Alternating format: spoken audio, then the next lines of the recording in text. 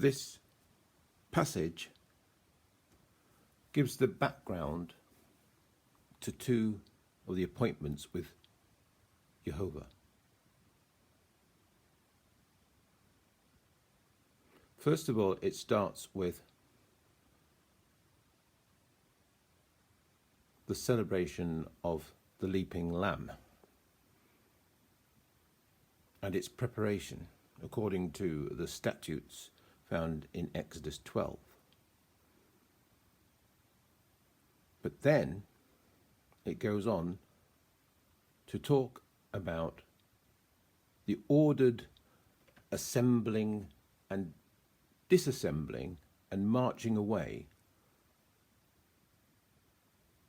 of the 12 tribes of Israel and of the tabernacle, the tent where the people assemble to meet Jehovah, and all its implements. Full stop. The camp was set in an orderly array and managed in an orderly manner. And it assembled in an orderly manner, and the box in which the covering seat was carried and the tablets were carried, and any of the safeguarded things of Israel were carried, was sent out ahead, and then after some tribes had pulled away, the tent was taken, and then after some more tribes were taken away and marched away, then the courtyard was taken, so that the courtyard could be established quickly before the camp encamped wherever the cloud stopped. Now it is important to pay attention to the cloud, for the cloud was a covering all the time that the children of Israel were moving about under the orders of Jehovah. The cloud was a sukkah, and it ensured that the people knew when to move their tents and sukkahs and when to stop and establish their tents and sukkahs. Full stop.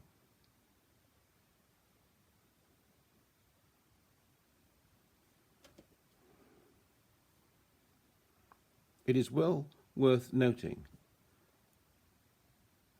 that in addition to the priests placing the name of Jehovah upon the people, Moses also asked Jehovah to go ahead of the people on their marches and then to come back to be with the people when they are camped. And these were called hosts and armies and thousands. And this is why Jehovah is called Jehovah of armies, or Jehovah Tsabaoth.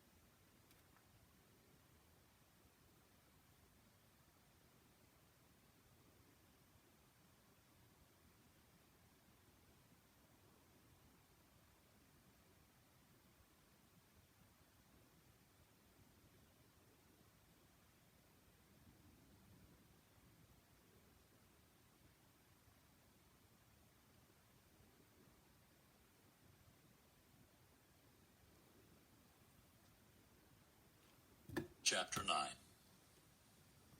And Jehovah proceeded to speak to Moses in the wilderness of Sinai in the 2nd year of their coming out of the land of Egypt, in the 1st month, saying, Now the sons of Israel should prepare the Passover sacrifice at its appointed time. On the 14th day in this month, between the 2 evenings, you should prepare it at its appointed time. According to all its statutes and all its regular procedures, you should prepare it. So Moses spoke to the sons of Israel to prepare the Passover sacrifice. Then they prepared the Passover sacrifice in the 1st month, on the 14th day of the month, between the 2 evenings, in the wilderness of Sinai. According to all that Jehovah had commanded Moses, so the sons of Israel did. Now there happened to be men who had become unclean by a human soul, so that they were not able to prepare the Passover sacrifice on that day.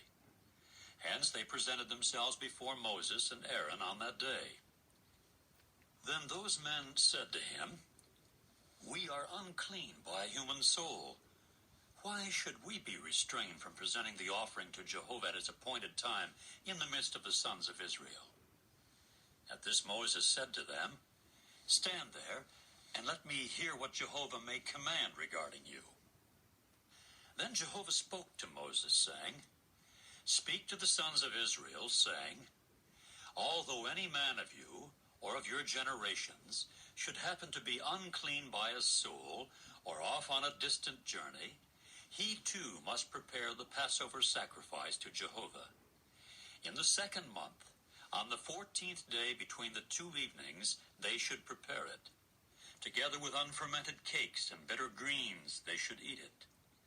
They must not let any of it remain until morning, and they should break no bone in it. According to the whole statute of the Passover, they should prepare it. But when the man was clean, or did not happen to be off on a journey, and neglected to prepare the Passover sacrifice, that soul must then be cut off from his people, because the offering of Jehovah he did not present at its appointed time. For his sin, that man will answer. And in case an alien resident should be residing with you as an alien, he also must prepare the Passover sacrifice to Jehovah. According to the statute of the Passover, and according to its regular procedure, is the way he should do. There should exist one statute for you people, both for the alien resident and for the native of the land. Now on the day of setting up the tabernacle, the cloud covered the tabernacle of the tent of the testimony. But in the evening, what appeared to be fire continued over the tabernacle until morning. That is the way it went on constantly. The cloud would cover it by day, and the appearance of fire by night. And whenever the cloud would go up from over the tent, the sons of Israel would pull away right afterward. And in the place where the cloud would reside, there is where the sons of Israel would encamp. At the order of Jehovah, the sons of Israel would pull away, and at the order of Jehovah, they would encamp. All the days that the cloud would reside over the tabernacle, they would remain encamped. And when the cloud prolonged its stay over the tabernacle many days, the sons of Israel also kept their obligation to Jehovah, that they should not pull away. And sometimes the cloud would continue a few days over the tabernacle. At the order of Jehovah, they would remain encamped, and at the order of Jehovah, they would pull away. And sometimes the cloud would continue from evening to morning, and the cloud lifted itself in the morning, and they pulled away. Whether it was by day or by night that the cloud lifted itself, they also pulled away. Whether it was 2 days or a month or more days during which the cloud prolonged its stay over the tabernacle by residing over it, the sons of Israel remained encamped and would not pull away, but when it lifted itself, they would pull away. At the order of Jehovah they would encamp, and at the order of Jehovah they would pull away. They kept their obligation to Jehovah at the order of Jehovah by means of Moses. Chapter 10. And Jehovah proceeded to speak to Moses, saying, Make for yourself 2 trumpets of silver. You will make them of hammered work, and they must be at your service for convening the assembly and for breaking up the camps. And they must blow on them both, and the whole assembly must keep their appointment with you at the entrance of the tent of meeting. And if they should blow on just one, the chieftains, as heads of the thousands of Israel, must also keep their appointment with you. And you men must blow a fluctuating blast, and the camps of those camping to the east must pull away.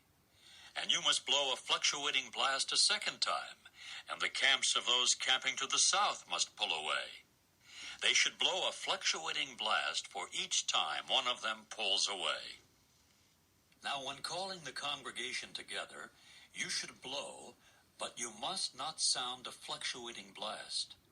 And Aaron's sons, the priests, should blow on the trumpets, and the use of them must serve as a statute for you men to time indefinite during your generations.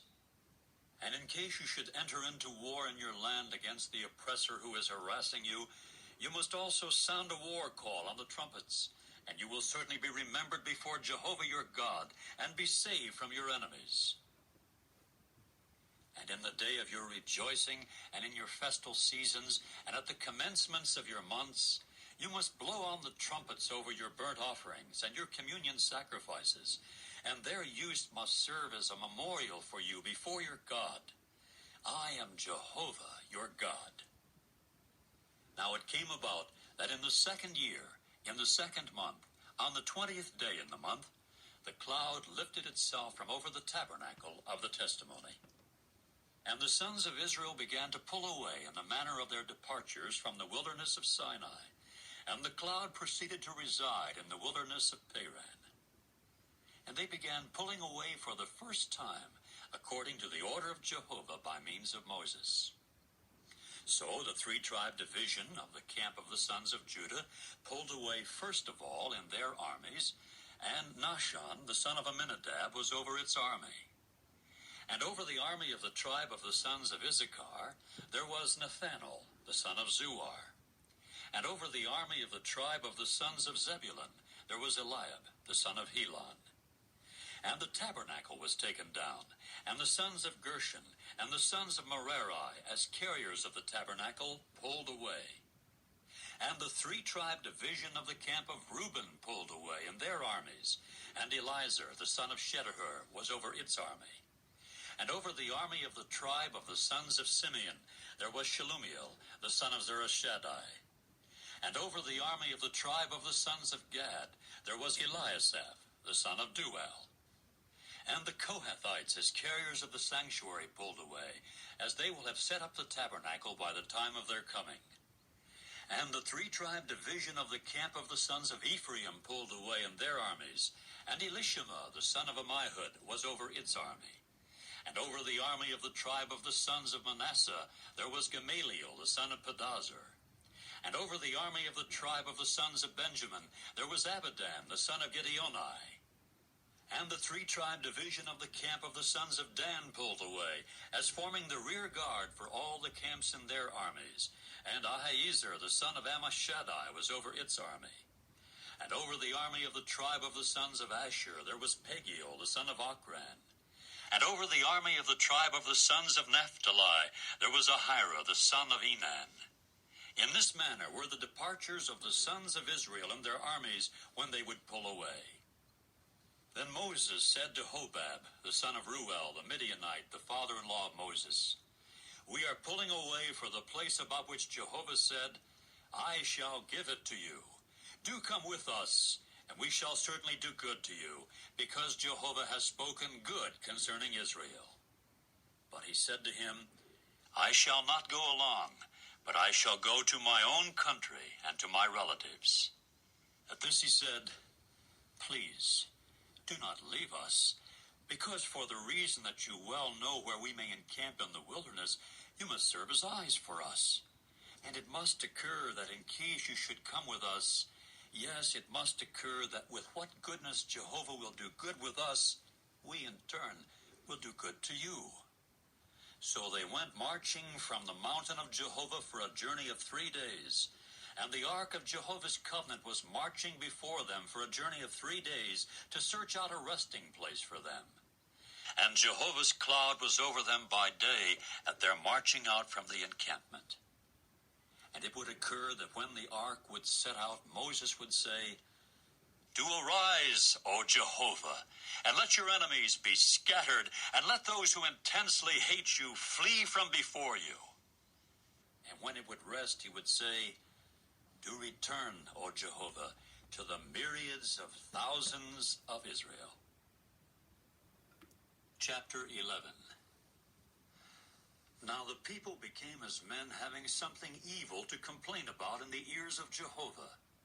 When Jehovah got to hear it, then his anger grew hot, and a fire of Jehovah began to blaze against them, and to consume some in the extremity of the camp. When the people began to cry out to Moses, then he made supplication to Jehovah, and the fire sank down. And the name of that place got to be called Taberah, because a fire of Jehovah had blazed against them. And the mixed crowd that was in the midst of them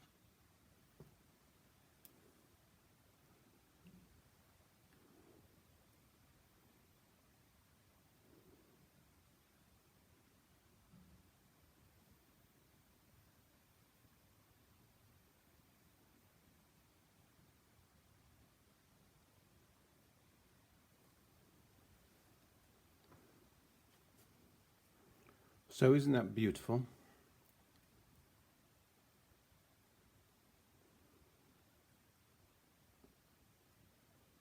We find that the regulations governing the leaping lamb sacrifice are a short version of the whole period from the 14th down to the 21st.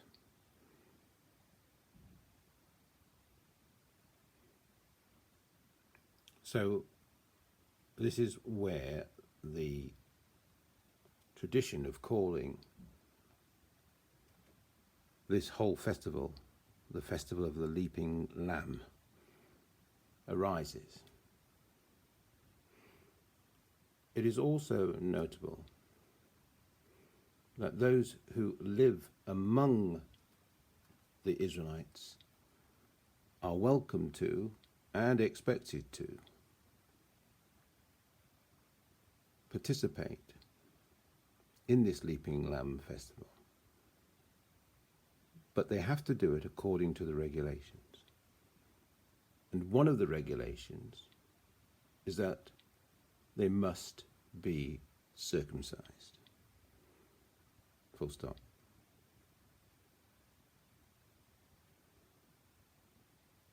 This is important because it means that those people that have made their bed, so to speak, with the Israelite nations must eventually come to accept the covenant with Abraham.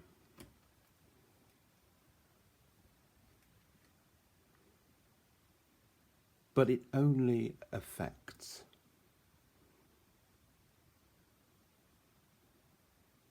their celebration of the Leaping Lamb festival.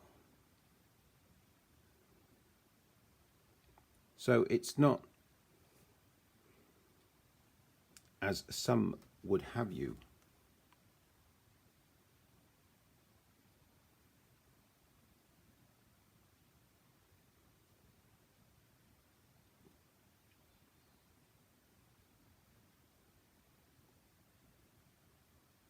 believe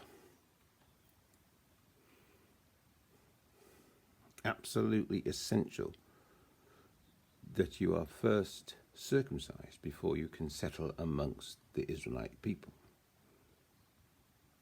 But at the same time, it is something that you must consider to be fully part of that people.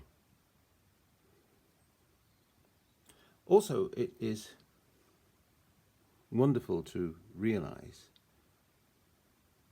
that the trumpets which we have just mentioned on the day of Yom Teruah are fully explained here and inaugurated. These trumpets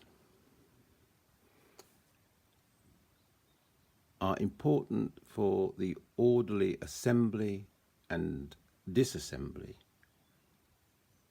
of the Israelite nation. And they are incredibly important in reminding the people to mention the name of Yehovah at the beginning of each month, during their celebrations, coronations, during their sacrifices. These trumpet blasts and sounds are to be integrated into those moments of rejoicing or war, or even coming back to Jehovah.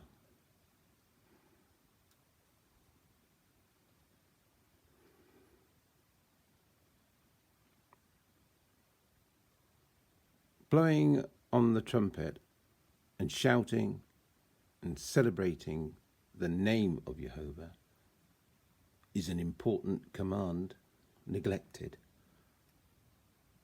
by the Jewish communities today.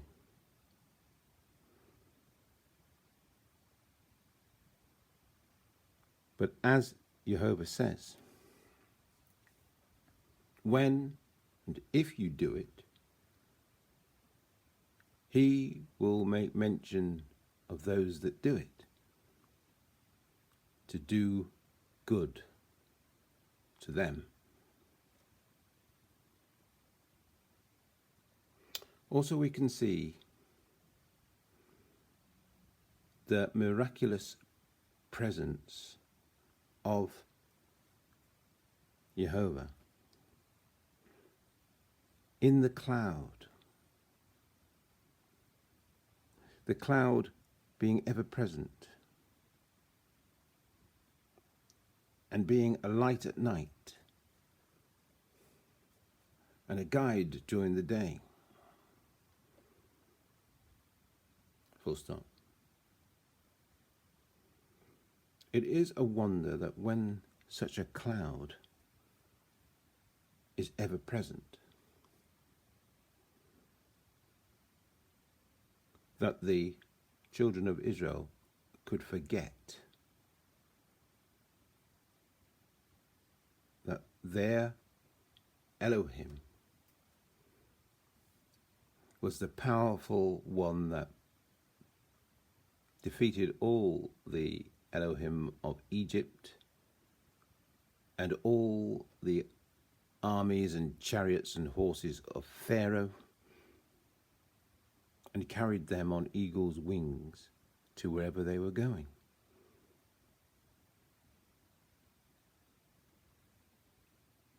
It's important to note that sometimes we don't see what we are looking at. We don't see the space that we're looking into. We don't see the atmosphere that surrounds us. We don't see the sky and the clouds as being right next to us. Instead, we focus on our own chest cavities, our own breathing and digesting blood being, and we cut ourselves off from the fabulous and fantastic and engaging environment which is dynamically interacting with us. This is where you will understand who and what Jehovah is.